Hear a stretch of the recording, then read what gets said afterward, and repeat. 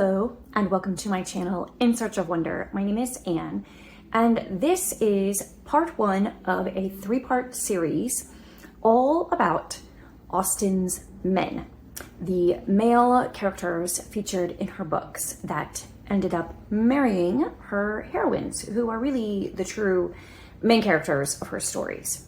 Originally, I had designed this series to be one whole video, but it got so long, I thought it would be better for everyone to divide it into separate chunks. So today's video is about the main male characters from Pride and Prejudice and Sense and Sensibility.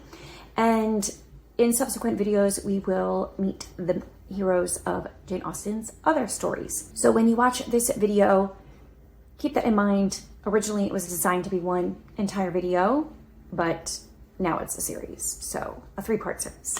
Here we go, part one.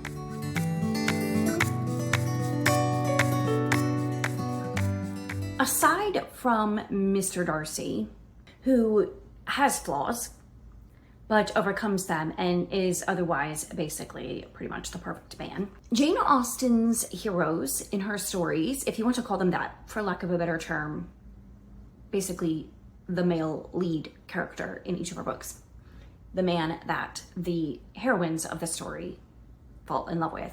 Her heroes come under scrutiny and criticism from many readers, and for good reason. So today I want to talk about that, and I don't necessarily want to put it in the sense that I want to give a defense of her male characters, but in the end, that may be what this is. We'll see. You can be the judge. Let's just talk about it though. Let's just talk about each of her male characters in her stories and their strengths and their flaws and their weaknesses and what people's perception of them is, varying perception, because you know, different people perceive different things, and what I think about each of her male characters. And I might even be persuaded to rank them as we go through and talk about them. That could be fun.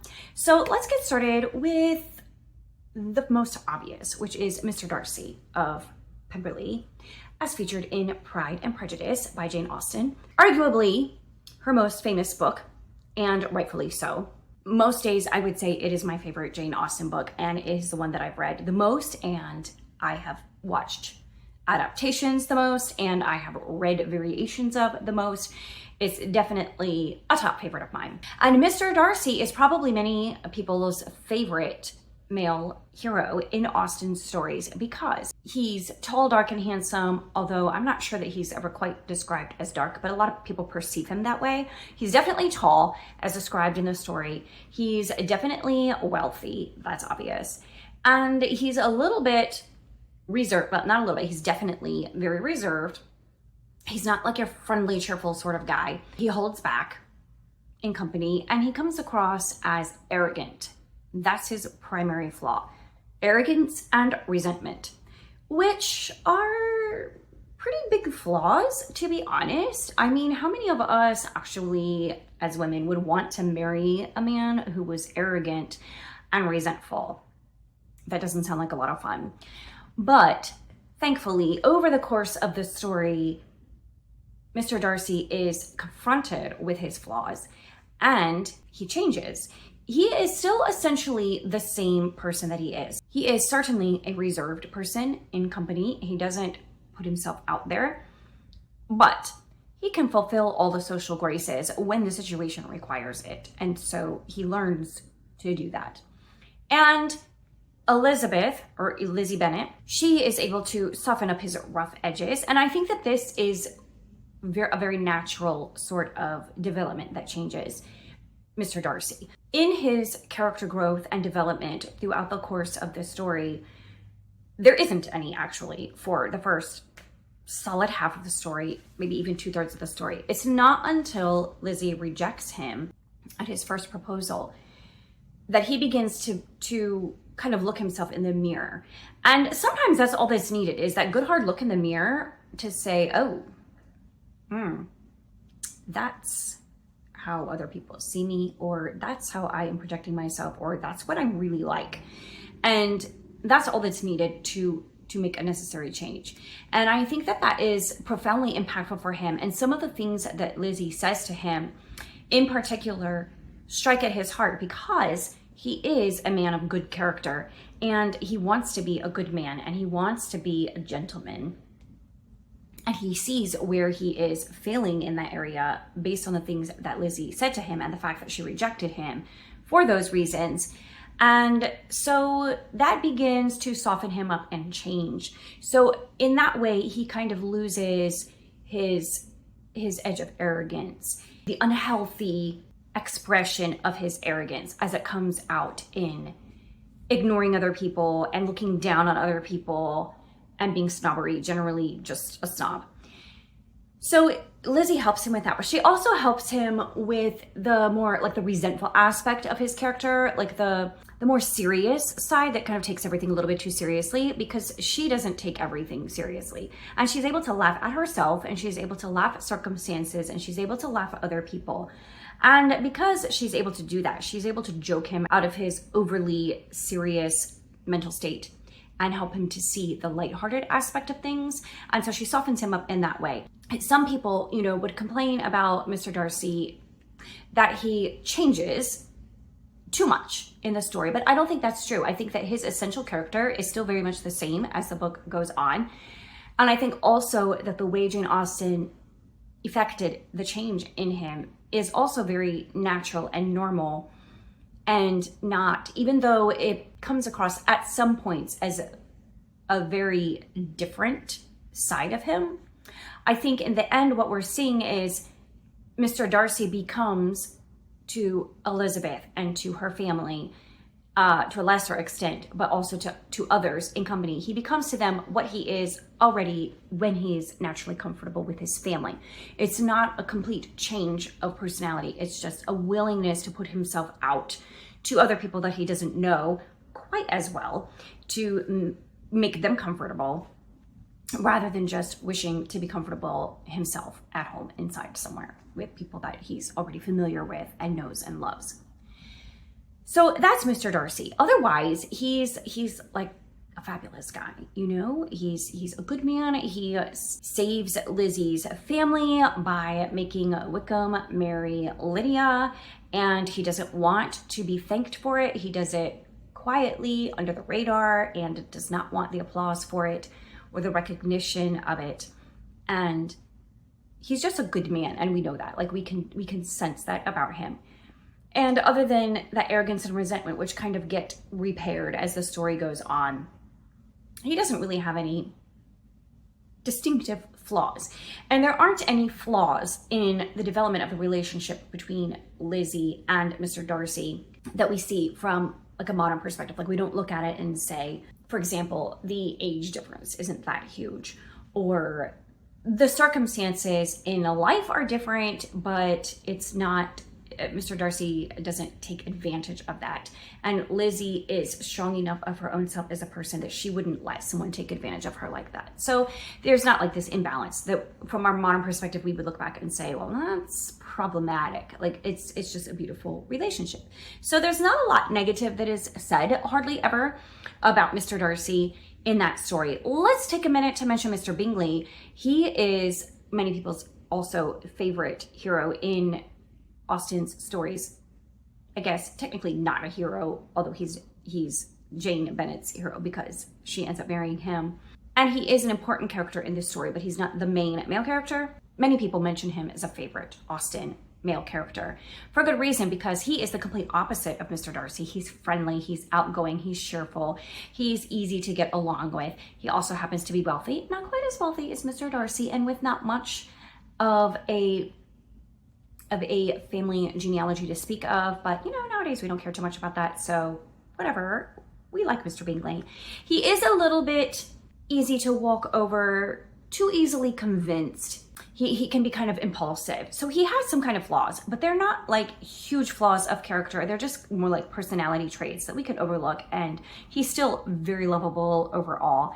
And he and Jane just go perfectly together, so there really aren't any major complaints about Mr. Bingley to speak of. He is not a perfect man, but in terms of being the romantic interest in a love story, he does a great job. Like there's no reason to complain about Mr. Bingley, right? So let's move on to another one. Let's go to Sense and Sensibility. And that one's a bit of a doozy, right? Let's talk about Edward Ferrars, who gets a really bad rap by Austen fans or non-fans, as the case may be, for good reason. So I already talked about this a little bit in my Deep Thoughts video about Sense and Sensibility, but just to recap, Edward Ferrars is the love interest for Eleanor in Sense and Sensibility. Eleanor is one of the two sisters, Eleanor and Marianne, and he is the primary male, the main male character in this story. We don't know it at the beginning of the story, but we find out soon enough. Together with Eleanor, we find out that Edward, with whom she has fallen in love, is already secretly engaged to a young woman named Lucy, and Lucy is a terrible person. Edward is a wonderful person, except for that little detail that he is secretly engaged to Lucy. And the problem with this is he has also fallen in love with Eleanor. So what's the deal? Is he cheating on Lucy? And does that make him a bad match for Eleanor? And this is the big beef that a lot of people have with this storyline and the whole construct of this story. Because we look at it and we say, well, there's a love triangle here, and it's not like one of those love triangles where nobody has made a commitment yet and people are just, you know, they either don't understand how they feel or they don't know how they feel, or nothing has been declared or whatever. They're still trying to make up their mind. It's not one of those kinds of love triangles, which are bad enough for some people. No, this is a love triangle where two of the parties have already made a commitment to one another. The third party comes on the scene, doesn't know that, and falls in love with one of those two. And he also falls in love with her at the same time and does not tell her about this pre-existing engagement. So that's really a big no-no when it comes to relationships. And it was something he definitely should not have done. Like there's no way to get around that. That's just absolutely the case. So what do we do with that? And why did Austen write this story about this person and make this hero like that? Hero, right? I think that there is a lot of subtlety and complexity in this story that just simply stating those bald facts gets ignored. When you state those facts so boldly, it doesn't sound good, right? It sounds terrible. It sounds like a terrible storyline and not a book that should be a classic, that should survive and that we should uphold and look at as a wonderful work of literature. But that ignores the fact that there's a great deal of complexity and subtlety and nuance to the story as well. So without completely excusing what Edward did, I do think it's important to look at the nuance in the story and the way that Austen wrote it. And maybe we can have a little bit of sympathy for the situation that Edward Ferrars finds himself in. So first of all, Edward got engaged to Lucy when he was very young. And he really wasn't free to make that decision or to make that offer when he first got engaged to her. Henceforth and therefore, it was secret. He really shouldn't have done it in the first place. And he was young and stupid. He also shouldn't have done it because he was young and stupid and he didn't really know what he wanted in a wife.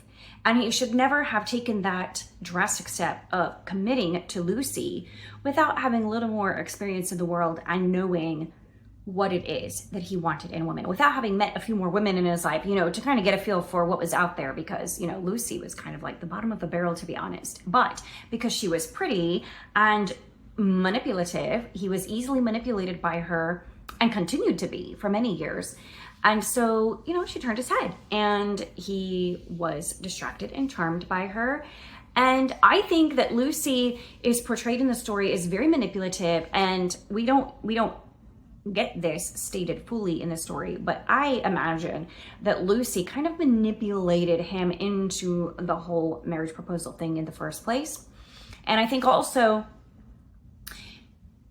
it may not have been her idea, but she was definitely fully on board with the concept of keeping it secret from Edward's mother. The primary reason being that they both knew if this engagement was made public, he would more than likely lose any money that he would get from his mother because she would refuse to acknowledge the marriage and she would cut him off from his funds. And definitely Lucy did not want that to happen. She wanted Edward more for his money than for his person, which he didn't know, but that was what we know is, as a reader, we know that's true about Lucy's character, that she really just wants his money. She doesn't really care about him. So then enter Eleanor, who is unaware of this. Eleanor is innocent in all of this because she's completely unaware of the relationship. And she meets Edward and they fall in love. Now, here's where I think there's some nuance and subtlety. I think they happened to be thrown together a lot initially at the point where they fell in love. So they were all in this, big house together. Her family was there. Her brother and his family was there. Her brother's wife is sister to Edward Ferrars. That's why he was visiting. He was visiting his sister and her family and happened to meet Eleanor there. They spent a lot of time talking. They just developed a rapport. And it was one of those things that kind of happened by accident. Right or wrong, that's how it goes in this story. And Eleanor, again, completely innocent, doesn't know. Edward, not so innocent, but we'll get to that in a minute. The one thing that Edward does that he probably really should not have done, but I think that the pull was so strong for him that he ignored his conscience and did it anyway. He went to visit Eleanor and Marianne and her mother when they were living in Barton Cottage. They moved away from their brother's house. They were living in this cottage and he purposely went and visited them for a week.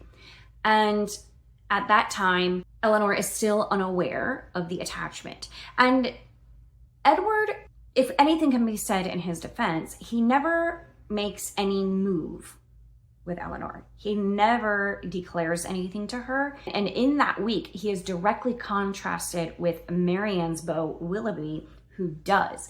Willoughby does romantically pursue Marianne, and it's very obvious in the way that he talks to her. He cuts off a snippet of her hair. He makes vague promises to her that he doesn't really ever intend to fulfill, by the way. He doesn't come out and ask her to marry him, and he doesn't come out and tell her that he loves her, but he does a lot of romantic things with her. Edward doesn't do any of that with Eleanor, and very intentionally. They do not make their relationship known to each other. Everybody around them can see that they're interested in each other, but they don't ever make an official step in their relationship. And I think that's really important, and it's one of the complexities and subtleties that has to be kept in mind when reconciling the fact that Edward and Eleanor do end up together in the end. And how can Eleanor admire him as a man in spite of this? I think that is very important. And I think that Jane Austen is particularly contrasting him with Willoughby for that reason, so that we can have a little more respect for Edward, that he does not actually pursue Eleanor. In fact, when he came to visit them, even though in his heart he wanted to see Eleanor and he wanted to spend time with her, and that's probably the primary reason why he came to visit them, the truth is he was considered their brother. He was considered family. He had been invited by Mrs. Dashwood to come and visit them. It was perfectly legitimate for him to come and visit them. There was nothing technically wrong with it. And it wasn't, because he was family, it wasn't the same thing as if, say, Willoughby had come and stayed with them for a week. That would have been, tantamount to a declaration of marriage or intent to marry. But because they were family, it created that gray area. Again, complexity and subtlety that are part of this relationship and this dynamic that have to be considered. In the end, fast forward to the end, when all is resolved, the relationship with Lucy is dissolved by Lucy herself, and so Edward is free, and then he pursues Eleanor legitimately, and they marry. In the course of all of that happening, Edward actually explains everything to Eleanor in a sort of, in an apology of sorts, or a defense of his actions, or not really a defense of his actions, because he admits that he was wrong. And he says that, I can't remember the exact words, but basically what he says is he initially was just thinking, this is my sister-in-law, we're just friends, I'm already engaged to Lucy, so it's fine that we are, having all these conversations and that we're connecting. at this level. It's okay. We're family. Like, it's all fine. But then as he realizes that his heart is engaged, he thinks to himself, well, I'm only hurting myself because I don't sense that Eleanor is interested in me at that level. And so I'm not really pursuing her romantically. So I'm not trying to make her fall in love with me. So it's okay if I spend time with her and just enjoy being with her. Like, that's okay, because she's not going to be hurt because she's not falling in love with me. Meanwhile, Eleanor is actually, in fact, falling in love with him, unbeknownst to him, because he's a dumb guy. Okay. So in the end, that is how he explains his behavior to Eleanor. And it's good enough for Jane Austen, and it's good enough for Eleanor. And to be perfectly honest, I gotta say it's good enough for me. It doesn't bother me. I think that in this particular instance, the way Austen set it up and the way Edward is honest with himself and with Eleanor as they discuss it, I think that it makes sense. I think it's perfectly normal human behavior. I think he made a mistake and he knows he made a mistake. And I think I don't think Eleanor is in danger of, losing Edward to a wandering eye or picking someone else besides her. I don't think that's going to happen. I think the fact that he was very faithful to Lucy in the sense that even when he lost his inheritance with his mother because he refused to give up the engagement to Lucy, was a mark of his steadfastness and his fidelity. And once that relationship became known, he was publicly and privately very committed to Lucy and to that relationship. And I think that he would have been the best husband that he could be to Lucy, the best husband that anybody could be to Lucy. And I think also the same will be true in his relationship with Eleanor. And what more can you ask for that, right? So I hope you enjoyed the discussion about Mr. Darcy and Edward Ferrars. I am really curious to hear your thoughts in the comments, because I know especially Edward Ferrars can be kind of a hot button topic and a character that some people love to hate on, which I get. So let me know in the comments what your thoughts are about Edward Ferrars, and if you agree or disagree with any of my analysis of his character. I choose to see him as Austen wrote him. She definitely was portraying him mostly in a positive light, at the same time acknowledging the mistakes that he made. So I choose to see him in the light that she wrote him, but there's room for disagreement. So let me know what you think in the comments below, and stay tuned for part 2.